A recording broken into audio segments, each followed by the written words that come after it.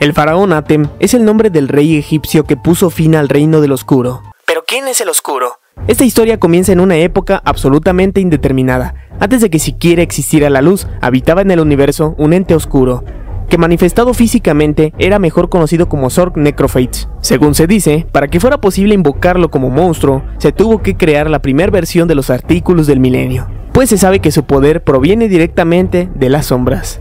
Y para detenerlo, un grupo de hechiceros se le aparecieron y juntos lograron derrotarlo, destruyendo a aquellos artículos e inmortalizando lo sucedido en el libro de hechizos milenario, siendo olvidado por siglos. Y mientras que eso sucedía, se decretó una profecía en la que solamente un rey egipcio podría detenerlo de nueva cuenta. Es por esa razón que la gente creía en el linaje del faraón. Los abanderados de aquella revuelta se quedaron con el trono y el imperio egipcio comenzó a ser gobernado por un faraón y por una familia real. Aquella familia real era protegida por un mensajero de los dioses, conocido como Hassan, el cual haría todo lo posible con tal de proteger al faraón.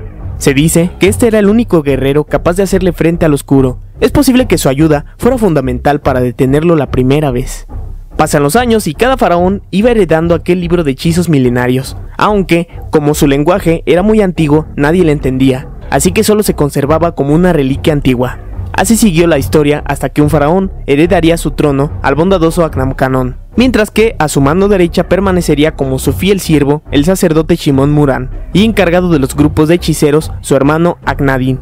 Eran tiempos difíciles, y aunque su imperio fue de los más prósperos, durante años fue amenazado por sus detractores, de entre los cuales la mayoría eran hechiceros que habían descubierto métodos para utilizar al espíritu maligno de las personas. Aquellos espíritus malignos eran monstruos que utilizaban en contra del reino con tal de asestar duros golpes de estado para así dominar todo Egipto. Sin embargo, Aknamkanón solo utilizaba la violencia como último recurso y no estaba dispuesto a ser el primero en atacar. Por ese modo tan idealista de llevar su gobierno, es por lo que su hermano Aknadin comenzó a actuar por su propia cuenta. A espaldas del faraón, organizaba todo tipo de revueltas y enviaba tropas a otros reinos antes de que estos pudieran hacerlo. De tal modo que el imperio egipcio crecía más y más, logrando experimentar una paz relativa en todo el reino, aunque con algunos efectos secundarios. Pues conforme aumentaban las guerras, los monstruos también se multiplicaban y los hechiceros malvados también. No obstante, el faraón se llevaba todos los créditos por llevar paz a su reino, mientras que a sus espaldas Aknadin continuaba haciendo de las suyas y generando en su interior una increíble envidia a su faraón. Para estas fechas, el príncipe Atem ya había nacido, al igual que su primo Seto, que era el hijo de Aknadin. De muy pequeño, el príncipe obtuvo todas las atenciones y su padre le enseñó todo lo que pudo. El príncipe Atem era un hombre de su pueblo, pero al mismo tiempo era recompensado por el resto de sus súbditos. De joven, era muy amigo de una chica llamada Mana, que más tarde se convertiría en una aprendiz para ser hechicera. En una ocasión, una serpiente muerde a su sirviente Mahad y el faraón hace lo posible para salvarle la vida, por lo que, al ser mayor, Mahad será uno de sus más grandes fieles. Eso vivía el hijo del faraón, mientras que su primo Seto fue escondido por el mismo Aknadin, ya que según él quería protegerlo de los peligros, protegerlo de las consecuencias que él mismo provocaba con las guerras. Y de hecho, como consecuencia a todos los ataques realizados, algunas naciones estaban dispuestas a contraatacar al imperio egipcio, formando a un increíble grupo de soldados. Parecía ser el fin del imperio de su majestad, hasta que Aknadin decide utilizar el libro de hechizos milenario como último escape. Antes de hacerlo, se despide de su mujer e hijo para siempre, y consulta al faraón, quien le da luz verde con tal de que su imperio no cayera, aunque al mismo tiempo desaprobaba todo acto violento. Sin importarle esto, Aknadin logra descifrar los escritos para poder invocar a los artículos del milenio. Para poder crear aquellos artículos tan poderosos debía sacrificar un total de 99 almas. Por aquel tiempo existía una pequeña comunidad con una pésima reputación conocida como Culelna. Precisamente en este sitio había un total de 100 habitantes, perfectos para el sacrificio, y todo estaba aparentemente justificado. Y justo así fue. Los soldados egipcios se dirigieron a Culelna y sacrificaron sus 99 almas con ayuda de un hechizo especial, logrando crear a los artículos del milenio. Por desgracia todos, excepto Aknadin, fallecen cuando el oscuro se les aparece, reclamando que los artículos le fueran devueltos. Así que, para defenderse de este, Aknadin se coloca el ojo del milenio y con su magia puede soltarse de sus garras. Y con las últimas fuerzas que le quedaban, se dirige de regreso a Egipto, en donde se forma la corte sagrada. No se sabe por qué, Pero al volver, Akhnadin no vuelve a buscar a su hijo Seto, mientras que Shimon Muran se queda con la llave del milenio, y con ayuda de sus poderes, más tarde, es capaz de encriptar en 5 partes todas las fuerzas de Exodia. Exodia fue fundamental en las batallas en defensa del imperio del faraón, logrando asesinar hasta 5000 hombres. Fue tan letal que más tarde se le encarceló y se le bautizó como Exodia el Prohibido, ocultándolo para siempre para que nadie más hiciera uso de él. La corte sagrada tenía un total de 7 integrantes, y cada uno hizo uso de sus artículos del milenio para defenderse de los enemigos. Cada uno de los artículos tenía diversas capacidades que la corte podía utilizar a su favor. El cetro del milenio fue uno de los más importantes, porque con su ayuda se encriptaban las almas de los espíritus malignos que habitaban en los pobladores. Poco a poco, el reinado fue siendo purificado y la influencia del oscuro sobre la humanidad fue disminuyendo, armando una enorme colección de piedras con diferentes monstruos. Estas piedras serían la primer baraja de duelo de monstruos de la historia, y para invocarlos utilizaban lo que sería un antiguo disco de duelos conocido como el Dia Dank. Al experimentar una paz relativa, el faraón pudo ver cómo se llevaba su imperio de manera exitosa, por lo que más tarde presencia cómo un poderoso hechicero llamado Seto es aceptado en la corte sagrada para que fuese su mano derecha cuando tomara el trono. Bastante interesante el regreso de su propio hijo a la vida de Akhnadin. Más tarde el faraón Aknamkanón se da cuenta de lo que ha hecho su hermano. Él no sabía por qué Kuleilna había desaparecido hasta que se entera y se siente inmensamente culpable. Comprendido esto, sabe que los antiguos dioses egipcios se lo harían pagar, y si no era a él, tendría que ser a su hijo Atem. Así que se lleva a su pequeño al santuario de los dioses, lugar en el que el faraón sería castigado por sus crímenes, a cambio de que dejaran en paz a su hijo Atem, a cambio de que su error no trascendiera las fronteras de su generación. Luego de eso, a su corta edad, Atem es nombrado como el nuevo faraón de Egipto, al mismo tiempo que la corte sagrada es reformada nuevamente con unos nuevos hechiceros, y justo a su derecha se encontraba su propio primo, el sacerdote Seto, y como su primer ministro, el viejo Shimon Muran. Juntos se encriptaron a miles de monstruos y cada uno se quedó con su favorito. El favorito de Mahad, quien tenía la sortija del milenio, era el mago de las ilusiones, que se puede decir que es el ancestro del mago oscuro. A pesar de que Mahad era un solo hombre, tenía en su interior unas energías increíbles que ni siquiera pudo contener, así que tuvo que quitarse de encima un poco de estas, y más tarde las usaría para dar paso al legendario mago oscuro. Esto con Mahad, mientras que el favorito de Mana, que aunque no pertenecía a la corte sagrada, era la maga oscura. Mientras que Seto disfrutaba de utilizar a todo tipo de monstruos de tipo dragón.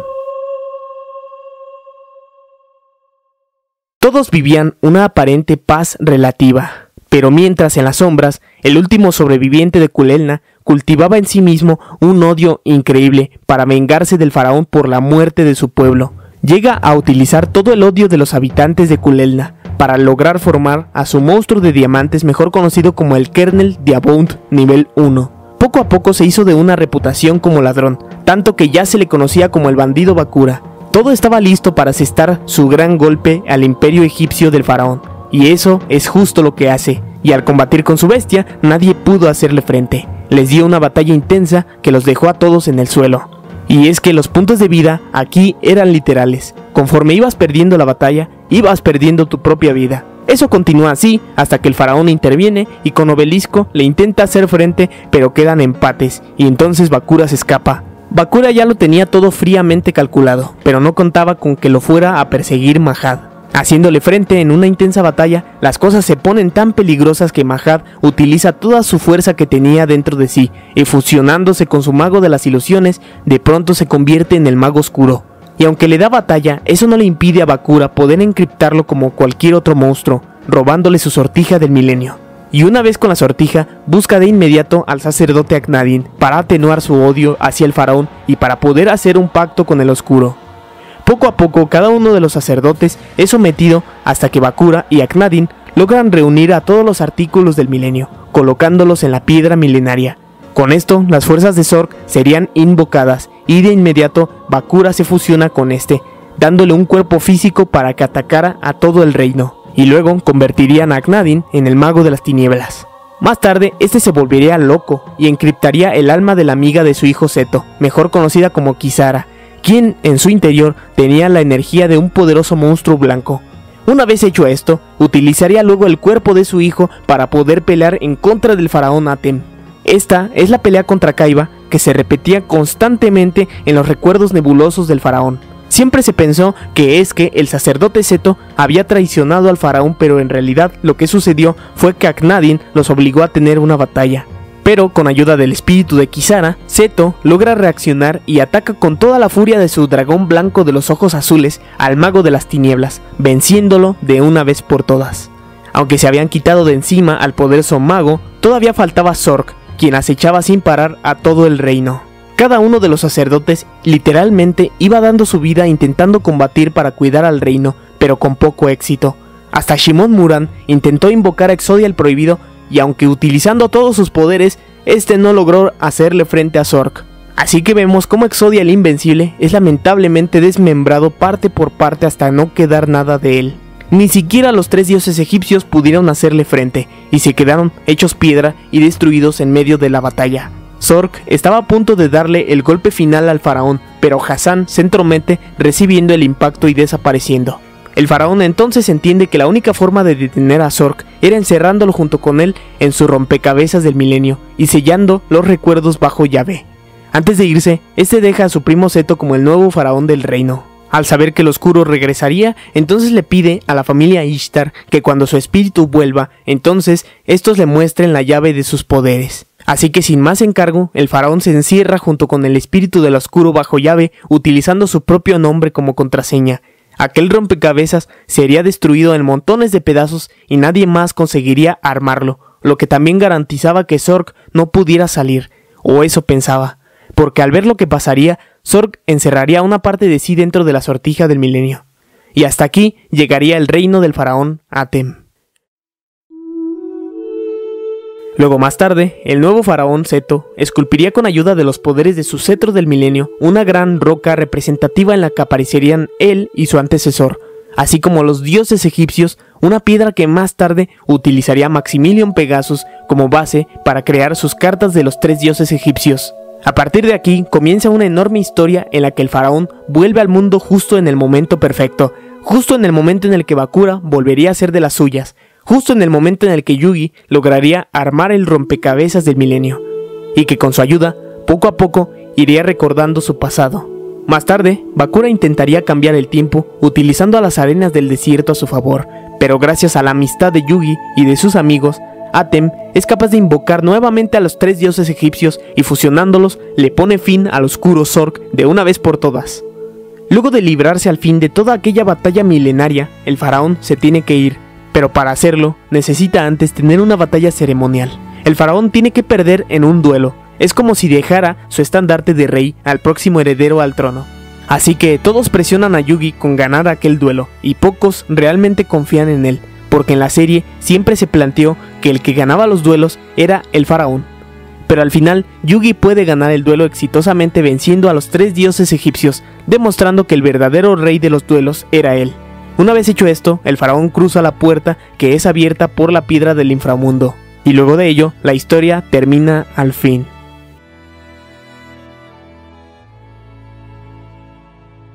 Y si te preguntabas si Yugi quedaría con alguna chica, lo más lógico sería pensar que sería con Rebecca Hawkins, porque aunque los fans de Tea quisieran eso, ella realmente estaba enamorada del faraón, mientras que al pequeño Yugi solo lo veía como amigo. Tiempo después, en una película se ve como Kaiba viaja al pasado para continuar con sus duelos en contra del faraón. A pesar de que tenía a su propio primo enfrente de sus narices, solo tenía que observar cómo era su madre.